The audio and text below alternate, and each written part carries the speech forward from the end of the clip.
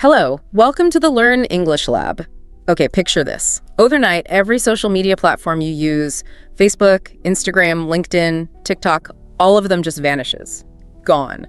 What happens next? That sounds like a wild thought experiment, doesn't it? But it's actually a pretty profound way to understand how deeply social media is woven into modern life.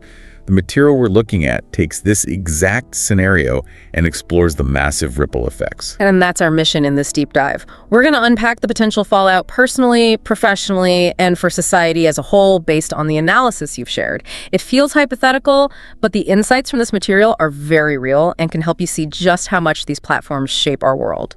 Let's see what the analysis suggests would happen. So jumping right in, the immediate impact would hit us on a very personal level. Losing social media wouldn't just be inconvenient, it would feel like a significant jolt. Absolutely. What stands out in the material is the sheer psychological void.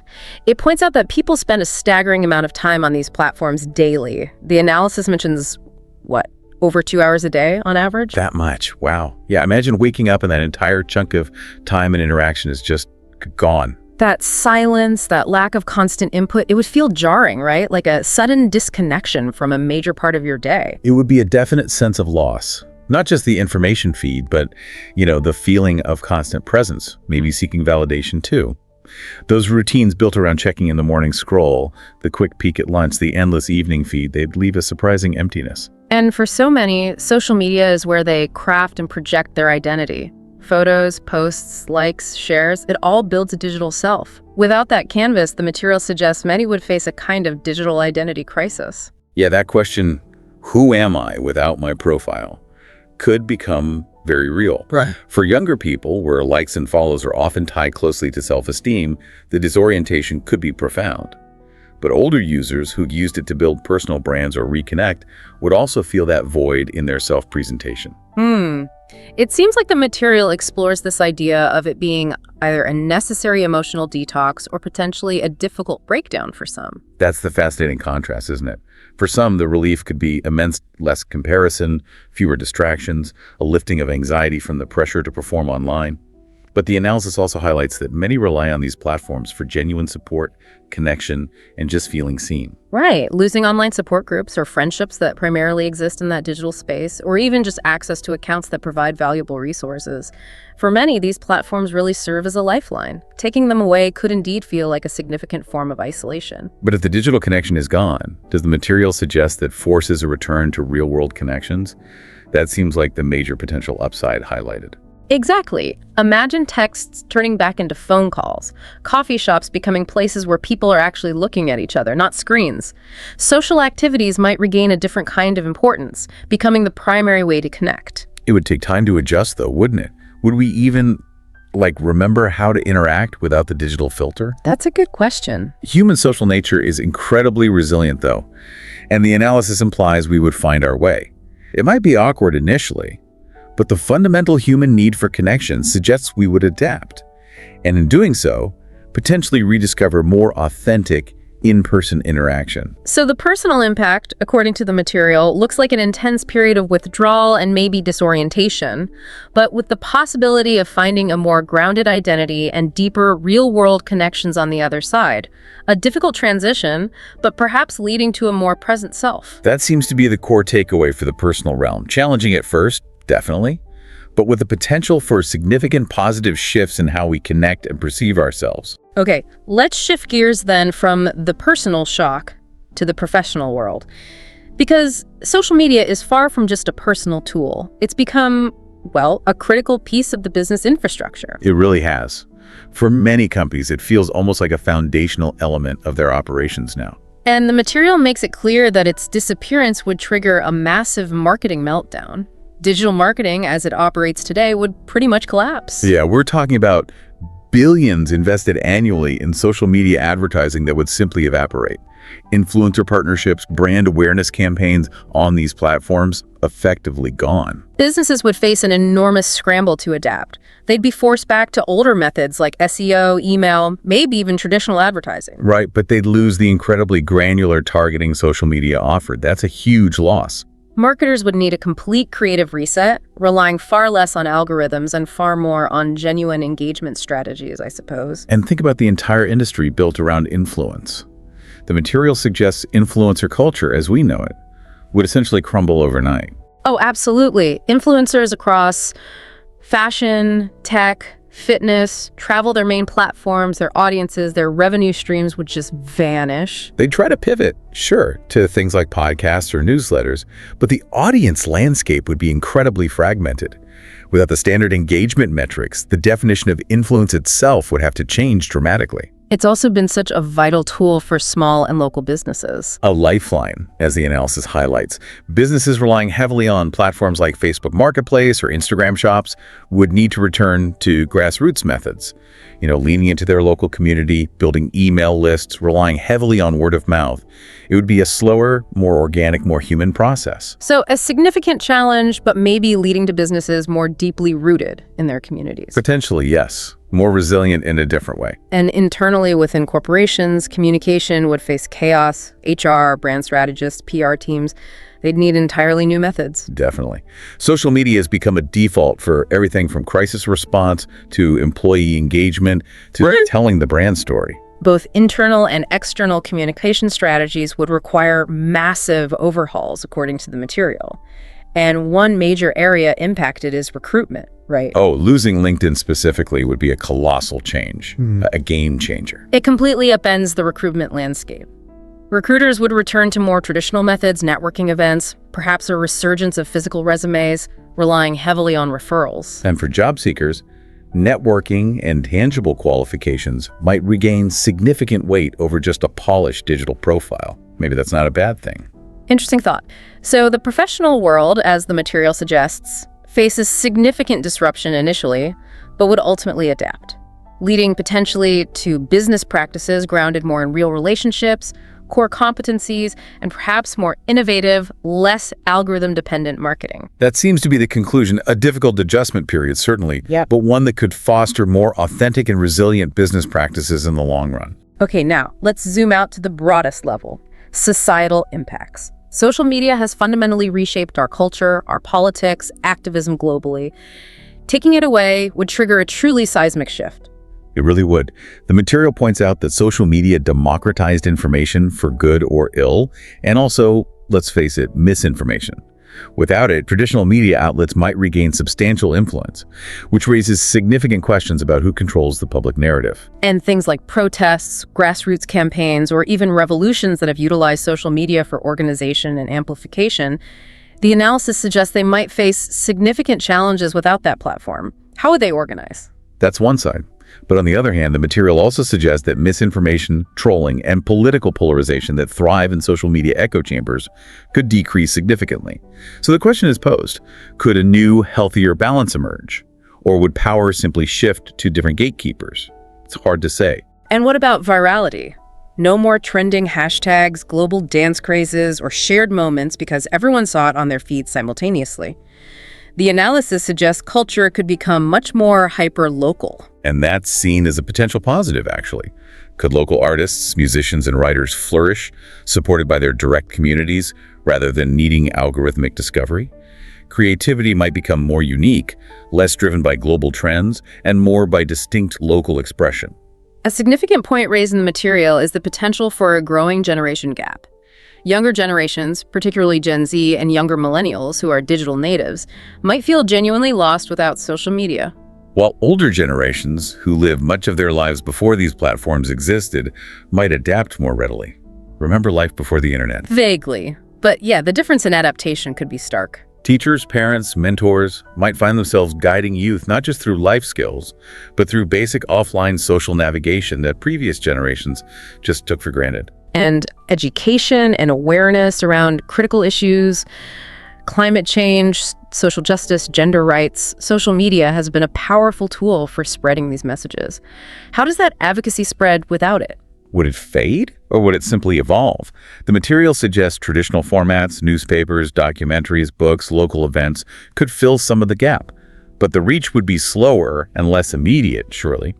Activists would absolutely need new strategies to reach people. However, one clear positive societal impact highlighted is data privacy. Right, with no major social apps tracking every click and scroll, privacy would automatically increase. quite significantly. The analysis suggests tech companies would be forced to completely rethink their business models, and the ad technology industry that relies on this data would suffer immensely. This scenario could potentially accelerate the push for stronger data privacy regulations globally. Maybe a silver lining there. So societal impacts are presented as incredibly disruptive, but they also offer a chance for a cultural reset.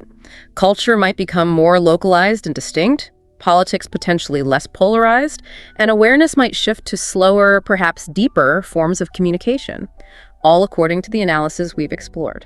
Looking ahead then, what might life actually feel like without that constant stream, without the filters and pressure to perform? The material points to reclaiming time and attention as a major benefit. Think about getting back those 2+ hours a day we mentioned earlier. What could you do with that regained time? More reading, more exercise, better sleep, having genuine, unhurried conversations. The attention economy, as we know it, would be fundamentally challenged, and our collective attention spans might actually have a chance to recover. We might become less reactive, more thoughtful, more present in the physical world around us. And creativity, without the constant pressure to post, to perform for likes and validation, creativity might genuinely flourish. Yeah, artists creating from internal drive, writers for expression rather than just engagement. The art scene could become more authentic, less dictated by algorithmic trends. That connects so strongly to relationships, too. The material suggests a shift from prioritizing followers back to friends. Exactly. Prioritizing real, meaningful friendships over follower accounts. Building smaller, deeper circles of connection. Finding more substance in those close relationships. Imagine living in a world where your perceived worth isn't tied to a blue check mark or how many views your story received. That's quite a thought. The analysis frames losing social media as potentially a gift of depth in the modern age. Depth in our relationships, depth in our creative pursuits, depth in our own thoughts. It would be a significant reset, no doubt, but one that could be profoundly humanizing. It's easy to focus on all the disruption and loss, maybe the scary parts, but the overarching theme in the material seems to be human adaptability. That's the critical point. We've navigated massive technological shifts and losses before. Think about the introduction of the telephone or email. Each fundamentally changed communication, and we adapted. Loss forces adaptation. According to the analysis, we absolutely would adapt to a world without social media. It would be incredibly challenging, sure, and it would reshape nearly everything, but humanity is remarkably resilient. We find ways to connect, to communicate, to build. That leads to the fascinating question the material poses. What would rise from the ashes of social media? Right. The vacuum created would inevitably invite innovation. Could we collectively invent new forms of digital communication? Perhaps platforms designed from the ground up to be more ethical, less addictive, centered on genuine connection rather than just engagement metrics. Maybe we'd see a resurgence of older formats like blogs or online forums focused on specific interests, or maybe something entirely new would emerge, something combining the best aspects of digital connection with real-world interaction in ways we can't even envision right now. The material certainly points to that void being a fertile ground for innovation. Someone would build something new. So perhaps the disappearance of social media, as strange and destructive as it seems, might actually clear the path for something better. A world where human connection takes precedence over performance, where innovation is driven by genuine human need rather than chasing likes. Where we might relearn not just how to send quick messages, but how to truly listen to each other. The analysis suggests that maybe the disconnection we'd experience by losing social media is precisely what would ultimately reconnect us. To each other, and to what it truly means to be fully, authentically human. A world where we rediscover ourselves beyond our digital personas. Powerful idea.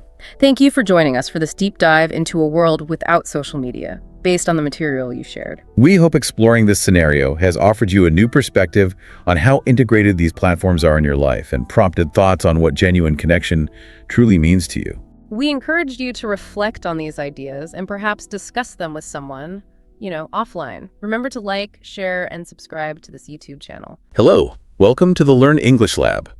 Today, we're doing a deep dive just for you, looking into this whole idea of a digital detox. Right. We're going to explore the experiences of several people who actually, intentionally step back from their screens and their digital lives. Yeah, it's kind of fascinating because, let's face it, we live in a world that's just saturated with digital stuff. The average American spends a huge chunk of their day plugged in. Totally. So this deep dive is really about digging into why taking a break from screens is becoming, well, almost essential for some people. We've gathered stories from, I think it's 8 different people, all trying this digital detox thing in really different places too. We're talking like lakeside cabins, deserts, mountains. Yeah, quite the range. We want to look at, what pushed them to do it, what the experience itself was actually like, and crucially, what changed for them afterwards. Exactly. It highlights this potential for real transformation when you unplug. So our goal here is to give you some insights into why this matters, how it can genuinely impact lives. And maybe, just maybe, give you some food for thought if you've ever considered, trying to disconnect a bit yourself. Okay, let's start with Sarah. She's 32, works in marketing in Chicago, constantly connected, right? Work, social media, the whole deal. Right. And she described feeling sort of hollow, like sleepless nights, lots of anxiety, especially during this big high-pressure campaign she was on. What was the trigger then? Well, she apparently saw a post online, ironically enough, about a digital detox retreat, and something just clicked for her. So what does she do? She booked a 3-day solo trip, a cabin up in Michigan's Upper Peninsula, specifically chose a place with 0 cell service. Wow, cold turkey. How did that go initially? Tough at first. She said the absence of her phone felt really, really strange, like a void. I can imagine. But then things shifted. She started noticing things, like really appreciating the nature around her, the lake, the stars, the forest. She started journaling, paying attention to sensory details. So shifting focus from the screen to the real world. Pretty much. It's like her attention recalibrated, moving away from that constant kind of fragmented digital input to something more whole, more calming. Research actually suggests that kind of attention can restore your cognitive batteries, so to speak. Interesting. And the outcomes for her? Long term? Yeah, she made real changes. Screen-free evenings became a thing, her sleep improved, focus got better, and she even said her friendships deepened. It sounds like that specific environment, the Upper Peninsula, Lake Superior, the woods, the stars. Yeah. It really helped facilitate that disconnection. Absolutely. The scenery wasn't just a backdrop. It was an active part of the process, helping her redirect that focus and just be present. Okay, next up. Michael, 45, tech entrepreneur in Austin. Always on his phone for work, which, started eating into family time. Yeah, his motivation was pretty direct. His daughter actually asked him if his phone was more important than her. Ouch. Oh, wow. That'll do it. Right. So he really wanted to be more present, more engaged with his family. Taking away the phones probably just fostered better face-to-face interaction, deeper listening, more empathy. So what was his detox plan? He organized a 5-day camping trip, Big Bend National Park, no cell service there, and the whole family agreed no devices. How did the family handle that? Any initial awkwardness? He did mention some, yeah. That initial phase without the usual digital crutch. But they pushed through. They did. And what's great is how they reconnected. Simple stuff, really. Hiking, playing board games, campfires, just looking at the stars together. That sounds amazing. And the impact afterwards. Pretty significant. They brought rules back home, like no phones at the dinner table, and started doing device-free weekends. And Big Bend. That landscape must have played a part too. The mountains, the desert, the river, the night sky. For sure. That kind of stark, dramatic beauty, so different from their everyday life, probably helped them break those routines and really engage with each other more deeply. Let's talk about Aisha next, 28, graphic designer, Seattle. She felt kind of addicted to Instagram.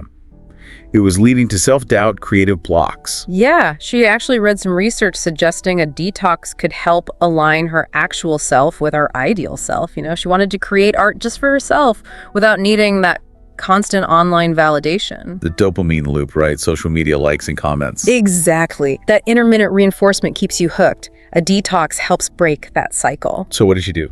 A 7-day art retreat. Olympic National Park. So you've got the rainforest, the coast, the mountains. Disconnection was encouraged. She just focused on sketching, painting, immersing herself in nature. And did it work? Did it unblock her creativity? It sounds like it really did. That incredibly diverse scenery in Olympic National Park, all those sights, sounds, smells. It seemed to just fuel this artistic rebirth for her. It's a big shift from just staring at a screen, right? Definitely a richer sensory input. Totally.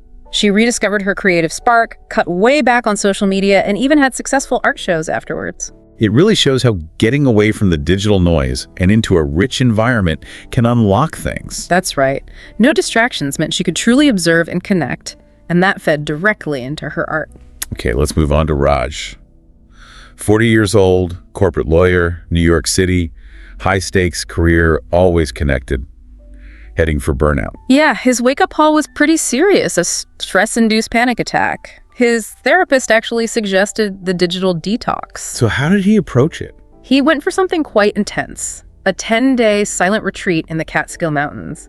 No tech at all, and no talking. Wow, silence and no screens? That must have been a lot. He admitted it was intense, yeah, especially at first just being alone with his own thoughts unfiltered. But did he find some peace? He did, through meditation, walking in nature, doing yoga. He said that the tranquility of the Catskills, the forest, the meadows really helped him heal and reflect. You know, the part of your brain dealing with focus and decisions, the prefrontal cortex, it gets tired from constant digital stuff. A detox gives it a break. Makes sense. What changed for him long term? He started meditating daily, cut down on device use in the evenings, got back into hiking, just felt more present overall. It really highlights how removing both digital and social noise can create space for some deep reflection and building healthier habits. Indeed, it forces you inward in a potentially very productive way. Then there's Elena, 21, college student in Boston, feeling swamped by online classes, social media.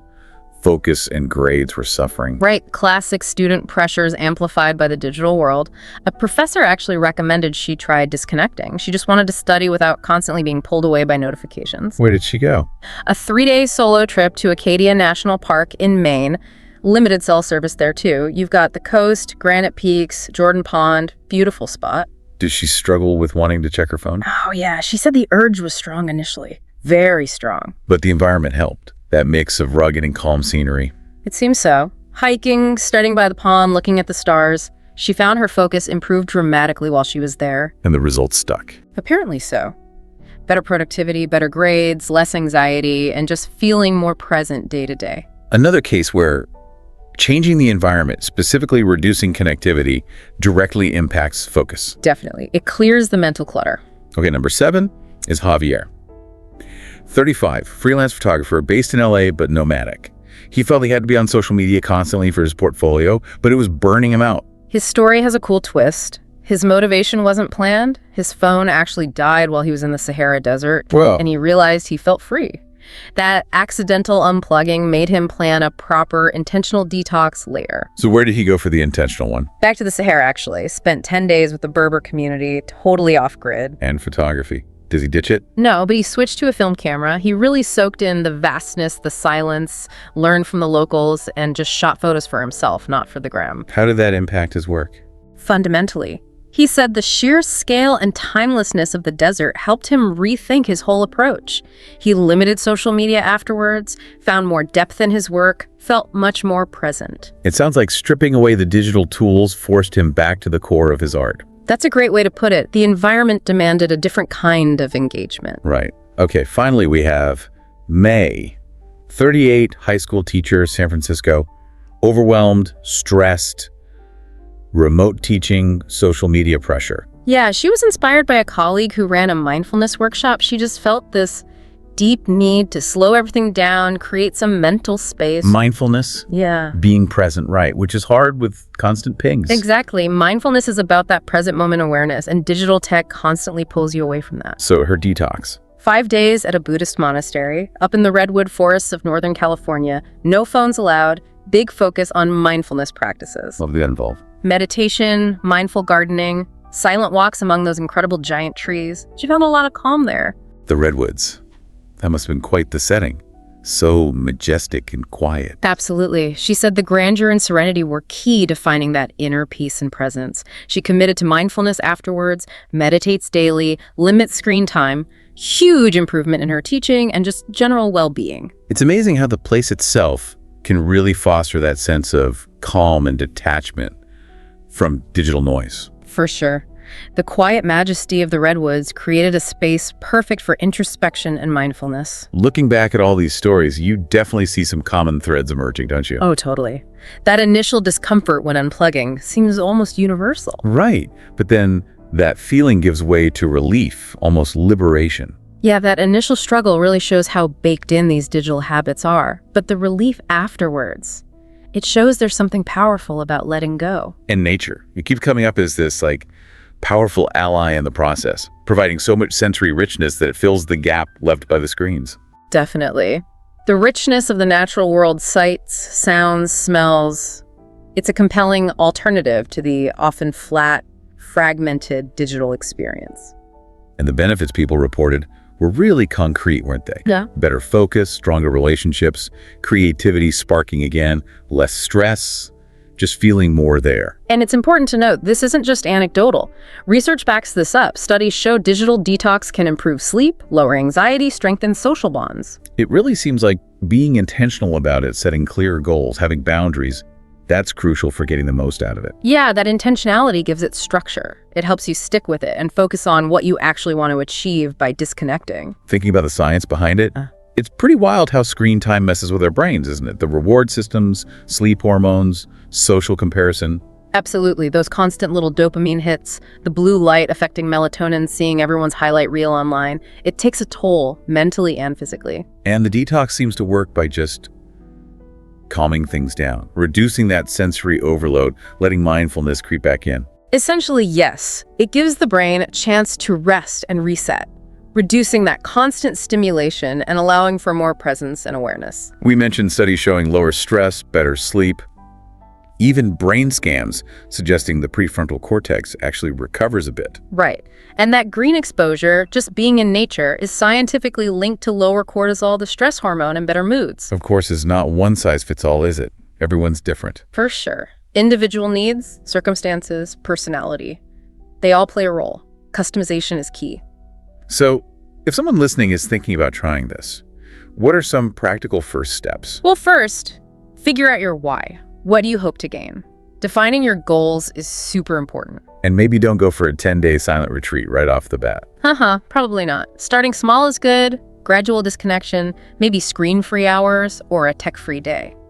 Choosing a supportive setting seems helpful too, ideally somewhere in nature, based on these stories. Definitely. And setting clear boundaries, letting people know you'll be offline, that helps manage expectations. And having other things to do, right? Enjoyable offline activities. Crucial. Fill the time with things you actually like. Hobbies, exercise, reading, spending time with people face to face. And yeah, brace yourself for that initial discomfort, that urge to check your phone. It'll likely happen. And then afterwards reflect. What worked, what didn't? How can you integrate some of it long term? Exactly. That reflection and adaptation piece is what makes it sustainable, turning a temporary detox into lasting habits. But we should acknowledge the challenges too, that discomfort can be a real barrier. It can. And for some jobs, let's be honest, completely disconnecting is just not practical. There's also the potential for feeling isolated, especially if your main communities are online. That's a valid concern. It's about finding balance, isn't it?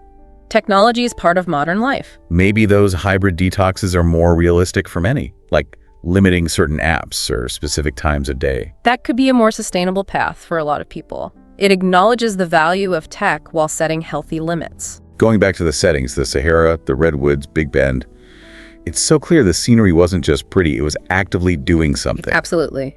These places were catalysts. They provided sensory experiences that help people disconnect from tech and reconnect with themselves and the world. Natural settings reduce stress, sharpen focus, just by engaging our senses differently. Yeah, that shift from the often artificial buzz of screens to the natural rhythms and details of an environment can be incredibly grounding. And those real-world sensory experiences, the smell of pine, the sound of waves, the vastness of a desert, they fill that void left by the screen, making it feel rich, not like deprivation. Totally. Nature offers a tangible, fulfilling alternative to the often overwhelming, abstract input of the digital world. It's interesting, too, that this isn't just happening here.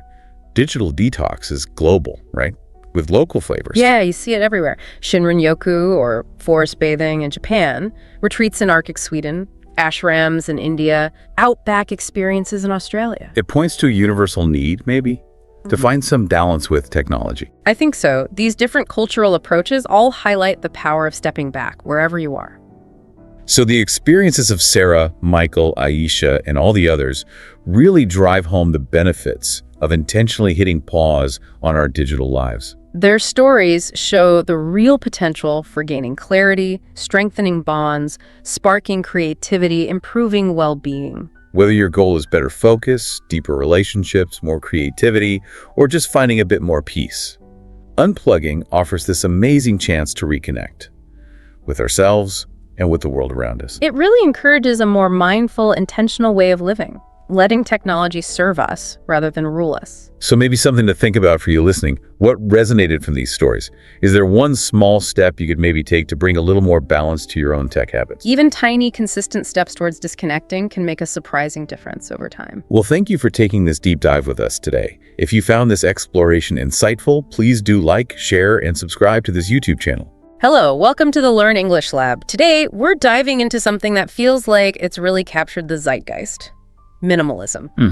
But we want to go beyond, the surface of just decluttering and explore the profound ways this approach to life impacts our minds and our emotions. Absolutely. It turns out it's about so much more than just a tidy home. Right? We're going to examine how this philosophy, which really emphasizes living with intention, prioritizing quality over quantity, and cultivating a sense of inner peace, stands in contrast to the often overwhelming nature of modern life. Yeah, that constant stream. Think about the constant stream of information, sheer volume of possessions we tend to accumulate. It's a lot. And the core idea we're going to unpack, I suppose, is how deliberately reducing the non-essential, whether that's physical stuff, the constant digital noise, or even some of the emotional baggage we carry, Yeah, that too. can actually create more room for what truly matters. Clarity, a sense of purpose, and, well, a deeper feeling of well-being. It's fascinating to consider that the growing interest in minimalism isn't happening in a vacuum. It's very much a response to the pressures of the 21st century. It makes sense. We're constantly bombarded with information, dealing with financial stresses, and facing countless decisions every single day. Right. It was eye-opening to learn that a significant majority of adults report experiencing chronic stress linked to these very factors. And when you think about the sheer number of advertisements we're exposed to daily, thousands upon thousands, And it's alongside the vast amount of things the average person owns, it's easy to understand that feeling of being completely swamped. completely. Minimalism in this context offers a genuine sense of freedom. It's about consciously choosing to step away from that feeling of being constantly overwhelmed. A way out, almost. Sort of. Now, this desire to simplify isn't a completely new phenomenon, of course. That's a great point. It's interesting to look at some of the historical roots that inform minimalism. This isn't just a, trendy idea that popped up recently. Not at all. You can see echoes of it in ancient philosophies, like Stoicism, which emphasized self-control and inner virtue, or Buddhism, with its teachings on detachment. Right. And even groups like the Shakers, historically known for their simple and functional designs, contributed to this underlying idea of simplicity. So it has deep roots. It does. And what's particularly compelling now is the very real way that clutter affects our mental state. Yeah. This isn't just about how a space looks. It has tangible psychological consequences. Absolutely. There's research out there that clearly links cluttered living environments to elevated levels of stress hormones, particularly in women. That cortisol connection, yeah. When you consider the constant visual stimulation and the way it competes for our attention, it's no surprise that it can hinder our focus and contribute to feelings of unease. And we shouldn't forget about the digital realm either. Digital clutter. Those endless notifications, overflowing inboxes, the constant pull of social media also takes a toll. Oh, definitely. Studies have shown that excessive digital input can actually reduce our capacity for working memory quite significantly. Maybe up to 15%, some research suggests. Wow, 15%. That's a powerful insight. It really highlights how these seemingly minor digital distractions can collectively strain our cognitive resources. They really add up. On the other hand, it seems that when we simplify our surroundings, we experience a positive shift. Indeed. Research indicates that individuals in more minimalist spaces report noticeably lower stress levels, maybe around 20% lower, and a significantly greater ability to concentrate, perhaps 25% higher, compared to those in cluttered environments. That's quite a difference. It is. By intentionally reducing the amount of visual and sensory input, we allow our brains to process information more effectively, which in turn supports mental clarity and a sense of calm. It's remarkable how the simple act of reducing our possessions can lead to such significant psychological benefits. It really boils down to easing that cognitive load, doesn't it? It really does. And fostering a greater sense of being present. Which ties into another key mental advantage. Exactly. One key mental advantage of minimalism is how it eases what's known as decision fatigue. Ah, yes. Decision fatigue. Think about it. The average person makes an astonishing number of decisions every single day. Some studies suggest around 35,000. 35,000, that's incredible. From the trivial, like what socks, to the significant, all that constant choosing can actually deplete our mental energy, leading to procrastination and poorer judgment later on. It's like our brains have a limited reserve for making choices, and all those little decisions throughout the day just chip away at it. That's a great analogy. That's where minimalism can be so beneficial, isn't it? By reducing the sheer number of options we face, even in small aspects of our lives, we free up those valuable mental resources for things that truly matter. Spot on. Consider something as straightforward as a streamlined wardrobe, a capsule wardrobe. By intentionally limiting the number of clothing items you own, you essentially eliminate that daily dilemma of figuring out what to wear. This seemingly small adjustment can have a surprisingly profound impact on your mental energy levels. It's almost like a mental decluttering that goes beyond just our physical spaces. And on the topic of wardrobes, there's that compelling story of Mark in London who completely transformed his daily routine. The capsule wardrobe convert. Yeah, he adopted a wardrobe of just, 15 pieces? Something like that. Yeah. And what's so interesting about his experience is the measurable impact it had on his productivity. He found he was wasting a considerable amount of time each morning just deciding what to put on, That sounds familiar. which would often leave him feeling rushed and stressed before his workday even began. By simplifying his wardrobe, he not only saved time, but also cultivated a greater sense of calm that extended into his work. And the results were striking. He reported something like a 30% increase in his coding efficiency. That's significant. You can almost picture his apartment bathed in natural light.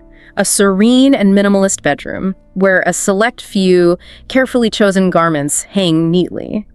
It creates this atmosphere of tranquility and focus. And that feeling of order and simplicity directly contributes to another significant mental benefit: improved focus and productivity. Minimalism actively fosters environments that are less distracting. Less visual noise. Exactly. Which is essential for engaging in what some call deep work and achieving meaningful results. We've already touched on how physical clutter can divide our attention, but it's powerful to see the concrete data on this. Studies have revealed things like an 18% faster task completion rate and maybe 12% fewer errors in workspaces that embrace minimalist principles. It really highlights the impact of our surroundings on our cognitive performance. Absolutely. By consciously removing unnecessary objects and commitments from our environment, we create the mental space needed for sustained concentration. We can engage with tasks more efficiently and with greater accuracy. Makes total sense. There's a great example of Aisha, a freelance writer in Cape Town, who experienced this firsthand in her home office. Right. Her experience transforming her cluttered workspace into a more streamlined, focused area led to a remarkable boost in her writing output, around 30%, wasn't it? That's the figure, yes. You can easily imagine her now bright and airy office, perhaps with a clean desk overlooking a peaceful view, a space where her thoughts could flow without interruption, just focus. And this intentionality that's at the heart of minimalism naturally leads to another key mental benefit: the cultivation of mindfulness and greater mental clarity. Mindfulness. By actively curating our possessions and our commitments, we're essentially practicing living more fully in the present moment. That connection seems so vital. It's about shifting away from the constant desire for more things or being constantly pulled by distractions and instead focusing on the here and now. Well put, and research backs this up, linking minimalist practices to significant increases, perhaps 25%, in self-reported mindfulness and overall well-being. It really underscores this connection. Consider the experience of Elena in Madrid. She felt overwhelmed by the constant influx of social media Relatable. and made a conscious decision to limit her screen time, a digital detox, essentially.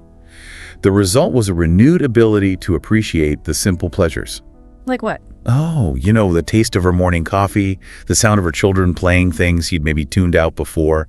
It brought a deeper sense of presence in her daily life. It paints this lovely picture of her home in the evening, softly lit, devices put away, just enjoying time with her family. A powerful reminder of how minimizing digital noise creates space for genuine connection. And inner peace, yes. Furthermore, minimalism plays a significant role in reducing anxiety by fostering a greater sense of control. Control, okay.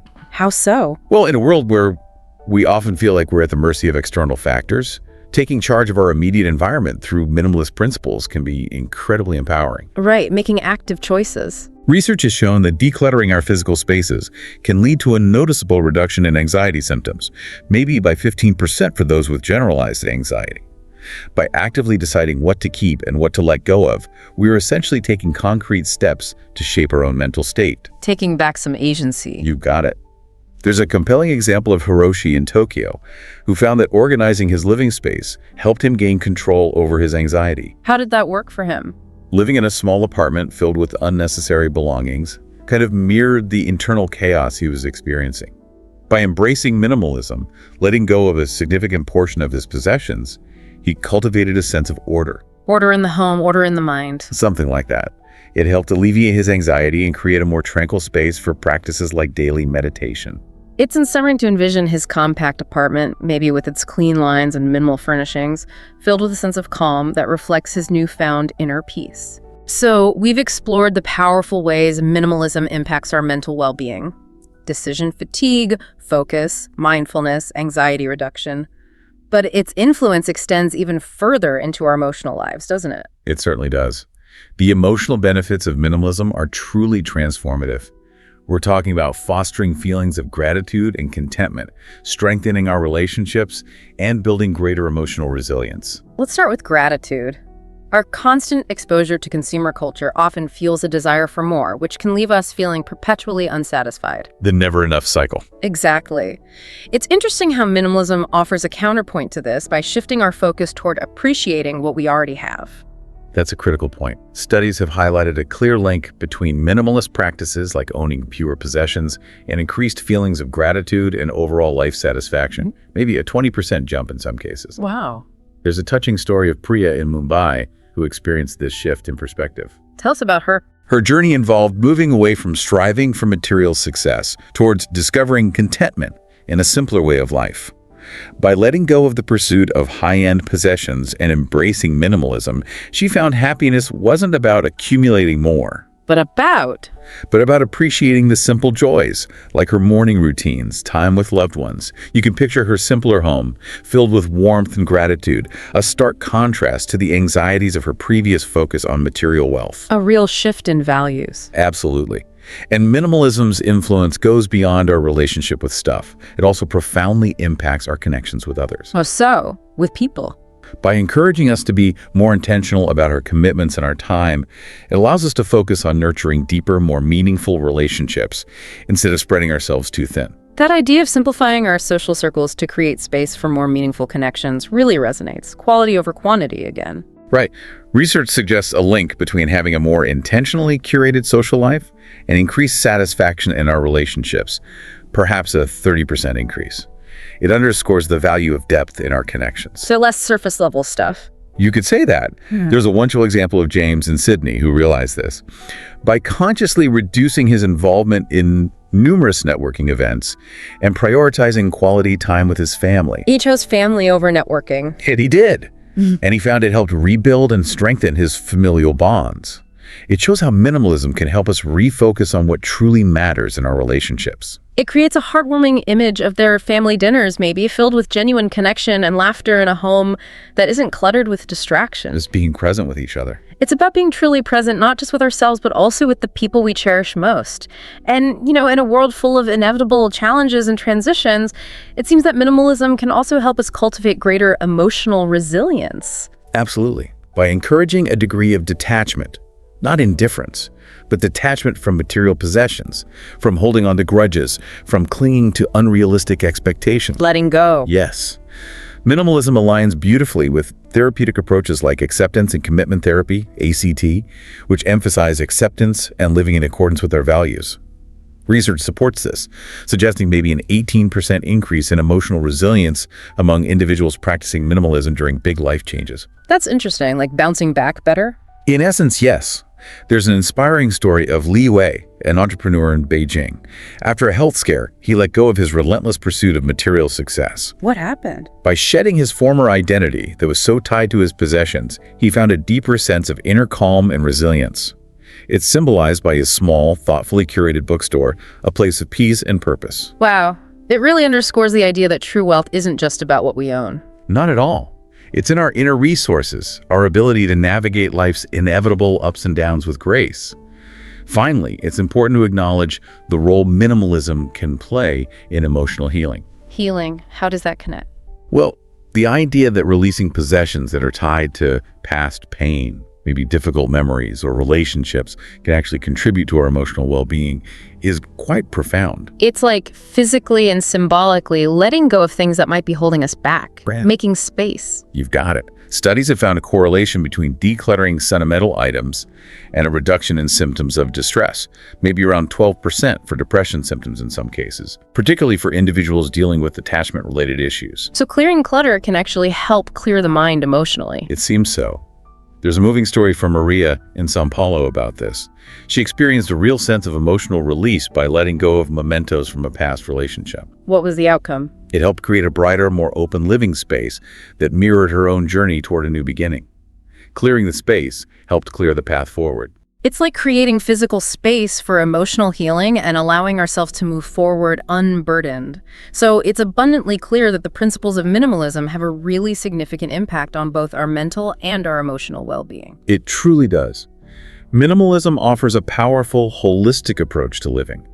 It addresses fundamental human needs for clarity, for connection, for resilience, in a world that can often feel overwhelmingly complex. Yeah, it feels like an antidote sometimes. And the mental and emotional benefits we've discussed, from reduced stress and improved focus to greater gratitude and stronger relationships, really highlight its profound influence on our overall quality of life. And it's not just one rigid style, is it? We see different expressions. That's right, it's adaptable. Whether we find inspiration in the serene simplicity of a Japanese home, perhaps influenced by wabi-sabi and Zen, like Yumi in Kyoto, with natural materials, mindfulness, or the cozy functionality of Scandinavian design, that Hage concept, focusing on quality items that create warmth, like Lars in his Copenhagen apartment. Functional and beautiful. Or even the resourceful simplicity, often found in developing nations, where community might be prioritized over material wealth, like Amina in rural Kenya. The core tenets of living with intention and mindful curation can be embraced by anyone, regardless of their background or current circumstances, so maybe some practical takeaways. Sure. It doesn't have to be extreme. You could try gradual decluttering, maybe the 90-90 rule. Have you used it in the last 90 days? Will you use it in the next? If not, maybe let it go. Simple rule. What else? Curating your schedule, not just your stuff. Embracing digital minimalism, turning off notifications. Reflecting on your personal values, what truly matters to you. Experimenting too, perhaps. Like a no-spend challenge or a wardrobe challenge. Good idea.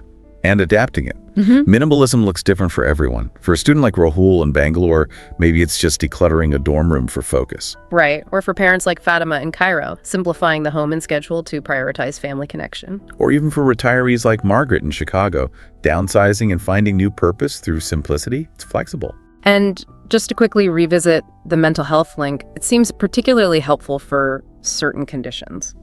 Yes, the reduction in sensory overload and decision fatigue can be especially beneficial for individuals with ADHD, as Samira, a student in Toronto, found.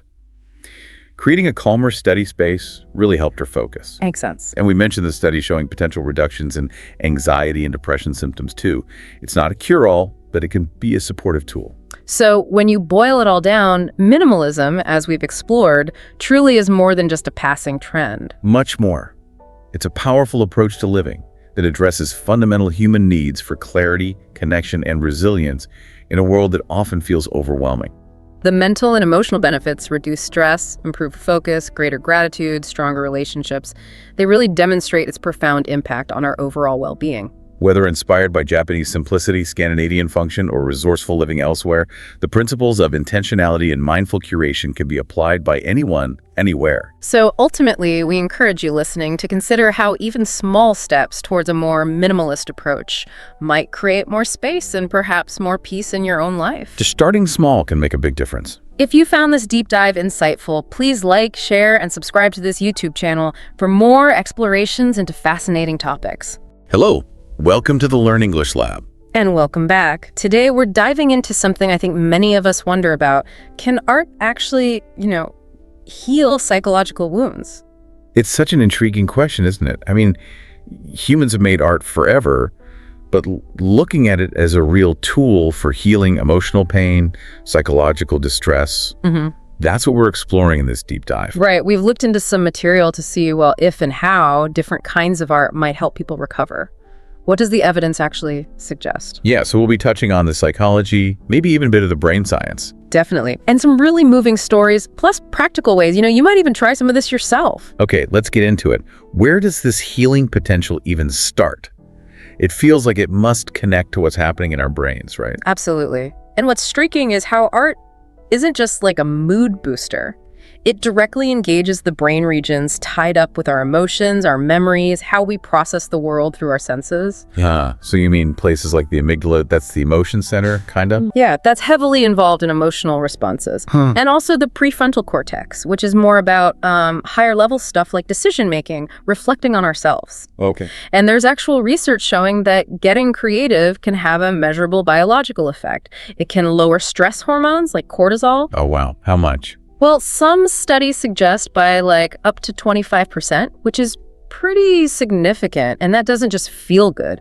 It actually promotes relaxation and helps the brain become more flexible, neuroplasticity. Which is key for healing trauma, right? Yeah. That ability to change. Exactly. It's vital. Plus, creative activities stimulate something called the default mode network, the DMN. Okay, what's that? It's linked to introspection, like thinking about ourselves, mind wandering, and things like drawing or sculpting. They let you process difficult feelings without words in a safe way. Ah, so it gets around the need to articulate something really painful. Precisely. It can lessen the emotional punch of tough memories. It's like combining verbal and nonverbal processing to integrate the experience. Sometimes that's called dual representation. I can imagine the physical act itself must be quite grounding, too. It really is, especially tactile arts, working with clay, knitting, that sort of thing. It engages your senses, your motor skills. Pulls you into the now. Yeah, it anchors you in the present. That helps with mindfulness and cuts down on that endless loop of negative thoughts, rumination or anxiety about the past or future. And there's solid evidence for this neurologically. Yes, a big analysis of studies confirmed that these art-based approaches genuinely improve connections in the brain areas linked to regulating our emotions. So it's not just a feeling, there's a physical basis. That's fascinating. And this isn't always just about picking up a paintbrush on your own, is it? There's a formal approach. Art therapy. Right. Art therapy, that's a recognized field. It basically combines psychotherapy principles with creative expression, but it's guided by a trained therapist. So using things like drawing, painting, sculpture. Exactly. To help people explore thoughts and feelings that might be subconscious or just too difficult, too painful to talk about directly. It's like offering a different kind of language. It really is. And that nonverbal element is key. The space is meant to be completely non-judgmental. Which must be so important. Hugely. Especially for trauma. There was a study with veterans, for instance, that showed art therapy significantly cut down PTSD symptoms by about 30% over time. 30%? Wow. Yeah. And it helped improve their emotional control. This idea of having a safe expression space is critical when you're dealing with really tough stuff. You mentioned something about the artwork itself becoming a sort of bridge. Yes, the concept of a transitional object. The artwork, the thing you create, can become this tangible thing that connects your conscious thoughts with deeper, maybe unconscious feelings or experiences. It makes the internal more external, more manageable. I can see how that would help with something like depression, where words feel impossible sometimes. Definitely. And studies bear that out too. One found art therapy helped improve depressive symptoms for a big chunk of participants, like 65%, and the effects were comparable to other kinds of therapy. Okay, so that's formal therapy. But what about just creating stuff on your own? Yeah. Is there a similar release? Oh, for sure. That brings us to ideas like emotional catharsis and sublimation. Sublimation. That's Freud, right? Channeling difficult feelings into something else. Exactly. Redirecting those difficult impulses or energies into something acceptable, like art. And catharsis is that feeling of release, letting go of pent-up emotions through the creative act itself. Like if you're furious, maybe painting something really chaotic and angry. Precisely. It gets it out of you, externalizes it. That can really diffuse its power. Carl Jung also talked about art's role in integrating the conscious and unconscious. Think of creating mandalas. That focused drawing can help reconcile inner conflicts, bring a sense of wholeness. And this doesn't just happen in big dramatic art pieces. Not at all. It happens in everyday creativity too. Things like journaling, writing poetry. Expressive writing? Yeah. Research shows that expressive writing can lessen anxiety and depression symptoms because it helps you process what you're feeling. Art, in its many forms, can become this safe space for your inner world. Okay, this is where it gets really powerful, I think, hearing how this actually plays out for real people. The material had some amazing stories. Let's talk about Maria and her mural. Maria's story is incredibly powerful. She had survived domestic abuse and was involved with a community center on Chicago's South Side. You can almost picture it, the smell of paint, neighborhood sounds. And she'd found talking therapies really difficult. Yeah, intensely difficult. Verbalizing the trauma was just too much, but painting, that was different. It became this breakthrough for her. She started working on this huge mural. And the mural itself became this visual story of her journey, using colors to show the anger, the sorrow, but also hope. Exactly. Putting it out there visually like that let her process it without being completely overwhelmed. And assessments actually confirmed she had a significant drop in PTSD symptoms. It really backs up that idea of processing fragmented memories visually. And doing it in a community space, that helped her feel less isolated, more connected. That sense of belonging must be huge. Then there was Jamal, using poetry for grief. Right, Jamal. A young guy in Harlem dealing with the incredibly painful loss of his mother. For him, formal therapy just wasn't an option financially. So writing became his outlet. It became his lifeline, yeah. Pouring all that grief and confusion into poems. He wrote about storms, about light fading. It helped him structure those overwhelming feelings. And he started sharing it. He did, first at open mic nights, then he joined a community writing workshop. That act of writing and sharing being heard, that created connection. He reported feeling less depressed, and his story really shows how expressive writing helps and how community connection is part of healing too. And David, the veteran using sculpture, that sounds very different again. Very tactile. This was in a VA hospital courtyard, San Diego maybe. Imagine the smell of clay, maybe flowers nearby. David had PTSD, and talk therapy often triggered flashbacks for him. But working with clay was grounding. Exactly. The physical act of shaping the clay anchored him in the present moment. It helped reduce the anxiety, the flashbacks. And he made a specific sculpture. He made one symbolizing protection. And through making it, he found he could actually voice something he deeply wanted to reconnect with his daughter. That's amazing. And clinically, his PTSD symptoms decrease. It lines up with research on how tactile arts help with mindfulness and reduce that feeling of being constantly on edge, that hyper-arousal. The whole garden became a collective healing space, too. Then Amina, the refugee using photography. That's about reclaiming narrative, isn't it? Very much so. Amina, a Syrian refugee in a camp near Athens. She'd lost so much, felt like her identity was gone. A workshop gave her a camera. And that changed things. It became her tool, documenting her life, her journey, finding moments of beauty, even in really difficult circumstances. Choosing what to photograph gave her back a sense of control, of agency. Telling her own story. Right. And her photos helped her process things, but they also built community in the camp and even got attention from aid workers. She felt less anxious, more empowered. It really matches studies on using photography to boost self-efficacy in refugees. And there was Hana, the young autistic girl using music. Yes, in a classroom in Tokyo, Hana found verbal communication really hard. But music therapy, especially drumming, that gave her a way to express emotions non-verbally. Through rhythm and sound? Exactly, finding a different kind of language. And it helped her socially, too. Her parents and therapists saw more eye contact, better emotional regulation. Drumming even helped her connect with other kids. Music therapy can be incredibly powerful, especially for neurodiverse kids. And finally, Eleanor, using watercolors with dementia. In a care home in London, Eleanor had early-stage dementia. Painting with watercolors sometimes sparked these moments of real clarity for her. The act of painting anchored her. It seemed to. And the colors, the process, it would trigger memories maybe from her childhood that she could then share. Creating connection. Precious moments of connection with staff, with family. They noticed she was more engaged, less agitated. And research does support art therapy for improving well-being and even some cognitive function in dementia patients. The paintings gave her pride and gave others a window into her world. These stories are just incredible. They really bring those mechanisms of healing to life. Maybe we can quickly recap those core ways art helps. Sure. So first, there's self-expression and, importantly, identity reconstruction.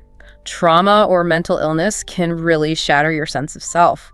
Art lets you explore that, express it, and start rebuilding or redefining your own story. Like drawing mandalas helping with integration. Exactly. And just making choices in your art colors. Subjects that restores a sense of agency, which is huge if you've felt powerless, you're rewriting your narrative in a way. And connection, that came up in almost every story. Definitely. Social connection and community.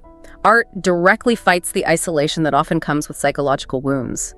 Things like community murals, choirs, they build shared experience, trust, belonging. Studies show group art reduces loneliness and improves social skills. That choir example with heart rates synchronizing, that's wild. It really shows that deep connection. Art is a powerful social glue. And mindfulness, you mentioned that earlier too, getting lost in the process. Yes, mindfulness and flow states. That feeling of being completely absorbed in creating something where time just disappears, that's flow, it pulls you into the present, stops the rumination. Even simple things. Yeah, even repetitive things like knitting or doodling can induce a meditative state.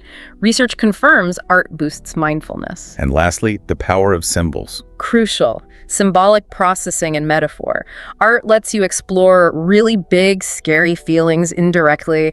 A storm for turmoil, a bird for vulnerability, sunshine for hope. It makes it safer to approach. Exactly. It creates a bit of distance from the raw emotion, making it more manageable to look at and understand. It helps access subconscious stuff safely. This all feels intuitive, but it's not entirely new, is it?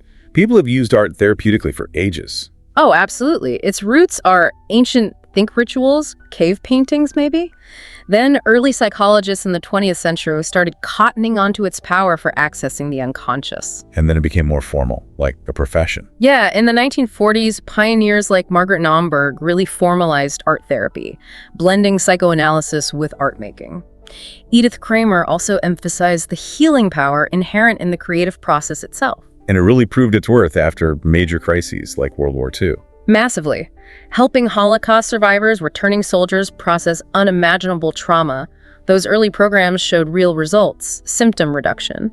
Now it's recognized globally, with professional bodies pushing for it to be integrated more into healthcare. But despite all this potential, it's not always easy, right? There must be challenges. For sure, it's not a magic bullet. Access is a huge one. Cost, finding trained therapists, just the stigma around mental health, especially in communities that don't have many resources. Yeah, I read somewhere that not that many facilities actually offer it. Right. And also some people just feel intimidated, like, I'm not artistic or I can't draw. That feeling must stop a lot of people. It does. Or sometimes if symptoms are really severe, deep depression, dissociation, it can just be incredibly hard to even start to engage creatively. Is there a risk if it's not guided properly? Could it make things worse? There's a potential risk, yeah. If someone's dealing with intense, unprocessed trauma, just diving into creative expression without support could trigger overwhelming distress. Having a trained professional there helps navigate that safely. And culture must matter hugely. Yeah. What works in one place might not work elsewhere. Absolutely critical. Cultural sensitivity is key. You can't just impose a Western model everywhere. Traditional indigenous storytelling, specific crafts, community singing, these might be far more resonant and effective depending on the person's background. Okay, so there are challenges, but putting those aside for a moment, it seems like there are loads of ways individuals can bring art into their lives for well-being, even without formal therapy. Oh, definitely. You don't need to be a great artist or see a therapist. Simple things can make a real difference day to day. Like just writing things down? Yeah, journaling, expressive writing, gratitude lists, even just doodling your thoughts. Studies show it helps with stress and mood. Or joining a group. Totally. Community art groups, choirs, local craft circles, they offer that creative outlet, plus the social connection, which we know is so important, often low cost or free too. And those simple mindful things, like coloring. Exactly. Adult coloring books became popular for a reason. Knitting, drawing patterns, those repetitive mindful activities really can calm the nervous system, reduce anxiety.